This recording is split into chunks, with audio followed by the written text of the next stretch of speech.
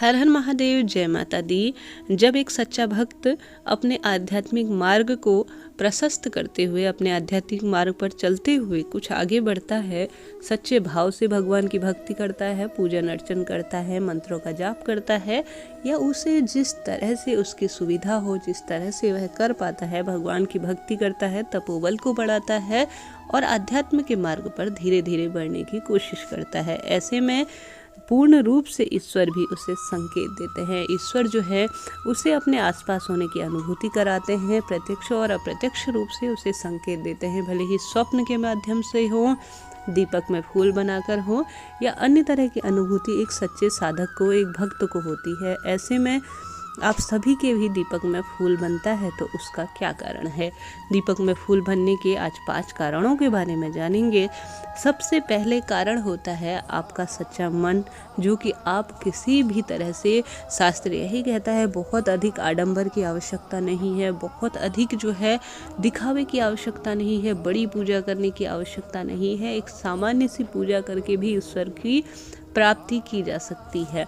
अगर आप सच्चे भाव से प्रभु की भक्ति की ओर अग्रसर हैं तो आपके दीपक में फूल बनता है। इसका सीधा सा अर्थ यही होता है। दूसरा यह अर्थ होता है कि अपने जीवन के मार्गों पर आप मन, कर्म, वचन से सही ढंग से चल रहे हैं, जानबूझकर किसी का दिल नहीं दुखाते, और अपने इस भौतिक कर्म का निर्वाह करते करते गलती से भी आपका जीवन जो है, किसी भी कारण से आपसे गलती हो जाती है, तो ईश्वर के प्रति आप क्षमावान रहते हैं, आप जो है संवेदनशील रहते हैं, आपको अपनी गलतियों का एहसास है, तो ऐसे व्यक्ति के दीपक में फूल बनता है। ईश्वर संकेत ऐसे व्यक्ति को देते हैं जो लगता है कि ईश्वर इन संकेतों को मानेगा, वह इस काबिल है कि वह आध्यात्म के मार्ग पर चल सके। ऐसे व्यक्ति को कभी भी संकेत नहीं मिलेंगे जो कि अंधविश्वास में बहुत अधिक खोया रहता हो, लॉजिकली इन चीज़ों को ढूंढता रहता हो।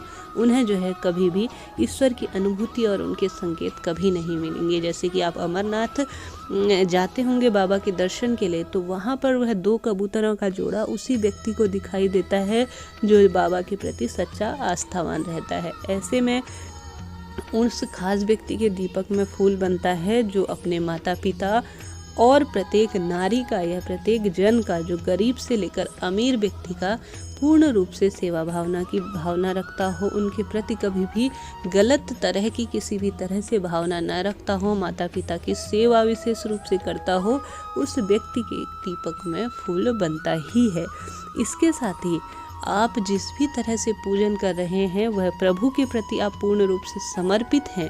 कहने का अर्थ है, तेरा तुझको अर्पण क्या लागे मेरा, तेरा तुझको अर्पण है, तेरा दिया हुआ सब कुछ है, तू जाने तेरी माया जाने, मैं तो अपने कर्मों पर विलीन हूँ और इन कर्मों का फल देने का हक सिर्फ तुझे है। इस तरह से कहते हुए वह ईश्वर के प्रति जैसी उसे आज पूजा आती है वह करता है और उस पूजा को और अधिक निखारने की कोशिश करता है। उस व्यक्ति के दीपक में फूल बनता ही है। इस तरह से दीपक में फूल बनने का कारण होता है। इसके पीछे यह भी कारण होता है कि पिछले जन्म के कर्म सबसे महत्वपूर्ण होते हैं। इनका वर्णन खूब शास्त्रों में मिलता है। कर्म अच्छे करिए, कर्म अच्छे करिए, इनका फल कहीं ना कहीं मिलना है। तो इसका यही कारण होता है, पिछले जन्म में आप भगवान के बहुत अच्छे भक्त रहे होंगे, साधक रहे होंगे, मंत्रों को सिद्ध किया होगा, एक विशेष इष्ट की आपने आराधना की होगी, इसी कारण से आपके दीपक में फूल बनता है। इसके साथ ही कुछ खास गुण होते हैं व्यक्ति के अंदर, दया, क्षमा और संवेदनशीलता, प्रेम की भावना, मानवता की भावना, प्रत्येक जन का आदर करना।